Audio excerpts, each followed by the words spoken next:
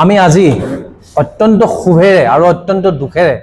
আজি তিতাবৰ এই গ্ৰাম্য সাংবাদিক সন্থাৰ কাৰ্যালয়ৰ পৰা আজি প্ৰেছমিট সম্বোধন কৰিবলৈ আগবাঢ়িছো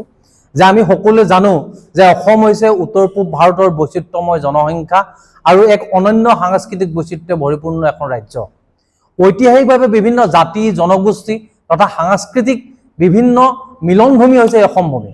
গতিকে বিভিন্ন জীৱন জীৱিকাৰ সন্ধানত এই অসম ভূমিলৈ বিভিন্ন সময়ত বহিৰাজ্যৰ পৰাই হওক বা বহিৰাষ্ট্ৰৰ পৰাই হওক বিভিন্ন ধৰণৰ মানুহৰ আগমন ঘটিছে আৰু এই মানুহৰ আগমনৰ ফলত অসমৰ জনসংখ্যা অস্বাভাৱিক হাৰত বৃদ্ধি পাইছে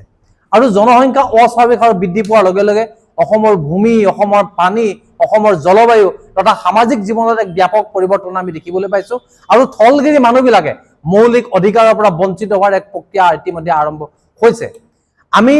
বৰ্তমান যদি চাওঁ যে বহিৰাগত বণিক গোষ্ঠীৰ হেঁচাৰ ফলত আজি অসমৰ ৰাজনীতি অসমৰ থলগিৰি মানুহৰ হাতৰ পৰা হেৰাই যোৱাৰ উপক্ৰম হৈছে। বহিৰাগত বণিক গোষ্ঠীয়ে অসমৰ ভূমি আজি চলে বলে কৌশলে থলগিৰি মানুহৰ বা তেওঁলোকলৈ হস্তান্তৰ কৰিছে আৰু এই প্ৰক্ৰিয়া যদি অব্যাহত থাকে তেনেহ'লে খুব কম দিনৰ ভিতৰতে থলগিৰি মানুহৰ হাতত ভূমিৰ অধিকাৰ নাথাকিব।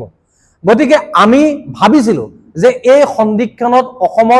অসমৰ প্ৰত্যেকজন জনগোষ্ঠীয় ৰাইজৰ আত্মস্বৰূপ NRCৰ উন্নীতকৰণে এই বিদেশীৰ সমস্যাৰ সমাধানৰ সূত্ৰ উলিয়াব, কিন্তু পিছত আমি দেখিবলৈ পালো যে NRCখন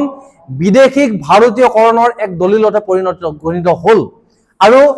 ৰাইজৰ প্ৰত্যাশাৰ যি NRC এই NRCখন কিন্তু এতিয়া ৰাইজে আৰু গ্ৰহণ কৰিব পৰা পৰ্যায়ত নাই, কাৰণ এইখন বিদেশীক স্বদেশী কৰাৰ এক দলিলত পৰিণত হ'ল। গতিকে এই সন্ধিক্ষণত অসমৰ জনগোষ্ঠীয় থলগিৰি ৰাইজে ভৱিষ্যত সুৰক্ষিত হ'ব পৰাকৈ আমাৰ পৰিকল্পনা কি হ'ব বা আমি কেনেধৰণে আগবাঢ়ি যাম আমাৰ থলগিৰি ৰাইজক সুৰক্ষিত কৰাৰ স্বাৰ্থত। গতিকে এই সময়ত আমি দেখিছো যে অসমত 6 জনগোষ্ঠীক যদি জনজাতিকৰণৰ মৰ্যাদা প্ৰদান কৰা হয়, অসমত যদি ইনাৰ লাইন পাৰ্মিটৰ ব্যৱস্থা কৰা হয়, তেনেহ'লে অনাদি অনন্ত কাললৈ অসমৰ ভূমি অসমৰ সংস্কৃতি অসমৰ ৰাজনৈতিক অধিকাৰ থলগিৰি মানুহৰ হাততে সদায় সুৰক্ষিত হৈ থাকিব। আৰু সেইকাৰণে চৰকাৰৰ ওচৰত আমি সদায় দাবী কৰি আহিছো যে অসমৰ 6 জনগোষ্ঠীক জনজাতিকৰণৰ মৰ্যাদা প্ৰদান কৰি অসমখন এখন জনজাতীয় ৰাজ্য হিচাপে ঘোষণা কৰিব লাগে, অসমৰ ৰাজনৈতিক অধিকাৰ থলগিৰি মানুহৰ হাতত সুৰক্ষিত কৰিব লাগে, অসমৰ সাংস্কৃতিক অধিকাৰ থলগিৰি মানুহৰ হাততে সুৰক্ষিত কৰি ৰাখিব লাগে। কিন্তু অসম তথা কেন্দ্ৰীয় চৰকাৰে প্ৰত্যেকবাৰে এই জনজাতিকৰণৰ বিষয়টোক লৈ কিন্তু তেওঁলোকে ৰাজনৈতিক এক মেৰপেচৰ সৃষ্টি কৰি আহিছে। শেহতীয়াকৈ অসমৰ মুখ্যমন্ত্ৰী হিমন্ত বিশ্ব শৰ্মা ডাঙৰীয়াদেৱ আৰু ভৈয়াম জনজাতি উন্নয়ন মন্ত্ৰী ৰণোজ পেগু ডাঙৰীয়াদেৱৰ লগত হোৱা এক আলোচনাত তেওঁলোকে আমাক আশ্বাস প্ৰদান কৰিছিল যে এপ্ৰিল মাহৰ ভিতৰত তেওঁলোকে জনজাতিকৰণৰ যি ৰিপৰ্ট কেন্দ্ৰীয় চৰকাৰলৈ প্ৰেৰণ কৰিব লাগে সেই ৰিপৰ্ট তেওঁলোকে কেন্দ্ৰীয় চৰকাৰলৈ প্ৰেৰণ কৰিব। কিন্তু যোৱাকালি লোকসভাত বিৰোধী সাংসদ ৰকিবুল হুছেইন আৰু প্ৰদ্যুৎ বৰদলৈ ডাঙৰীয়াদেৱে কৰা প্ৰশ্নৰ উত্তৰত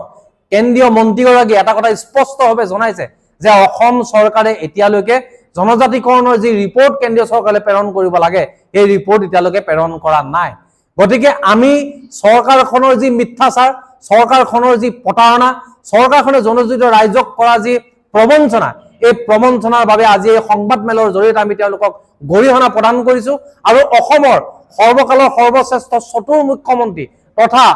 আটাইতকৈ সৰ্বশক্তিমান ৰাজনৈতিকভাৱে সৰ্বশক্তিমান মুখ্যমন্ত্ৰী হিমন্ত বিশ্ব শৰ্মা ডাঙৰীয়াক এটা কথা সকীয়াই দিব খুজিছো যে আগন্তুক সময়ছোৱাত যাতে তেওঁলোকে 6 জনগোষ্ঠীৰ জনজাতিকৰণৰ বিষয়টো লৈ কোনো ধৰণৰ যাতে ৰাজনৈতিক মেৰপেচৰ সৃষ্টি নকৰে। আমাৰ স্পষ্ট কথা যে অতি সোনকালে 6 জনগোষ্ঠীৰ জনজাতিকৰণৰ যি ৰাজ্য চৰকাৰৰ প্ৰতিবেদন এই ৰাজ্য চৰকাৰৰ প্ৰতিবেদন কেন্দ্ৰীয় চৰকাৰলৈ প্ৰেৰণ কৰক আৰু অতি সোনকালে 6 জনগোষ্ঠীক জনজাতিকৰণৰ মৰ্যাদা প্ৰদান কৰি অসম অনাদি অনন্ত কাললৈকে থলগিৰি মানুহৰ কাৰণে সুৰক্ষিত কৰক। অসমৰ প্ৰত্যেকজন থলগিৰি মানুহক আমি এটা কথা আহ্বান জনাম যে সময় থাকোঁতে যদি আমি একত্ৰিত নহওঁ, সময় থাকোঁতে যদি আমি ঐক্যবদ্ধভাৱে আমাক কৰা এই প্ৰতাৰণা আৰু প্ৰবঞ্চনাৰ বিপক্ষে যদি আমি আন্দোলনত অৱতীৰ্ণ নহওঁ তেনেহ'লে অনাদি অনন্ত কাললৈ কিন্তু আমি সদায় এই ভূমিত লাঞ্ছিত হ'ব লাগিব, প্ৰতাৰিত হ'ব লাগিব, প্ৰবঞ্চিত হ'ব লাগিব। গতিকে এই সংবাদ মাধ্যমৰ জৰিয়তে মই বিশেষকৈ চুতীয়া জনগোষ্ঠীৰ প্ৰত্যেকজন ৰাইজ তথা 6 জনগোষ্ঠীৰ ৰাইজ তথা অসমৰ থলগিৰি ৰাইজক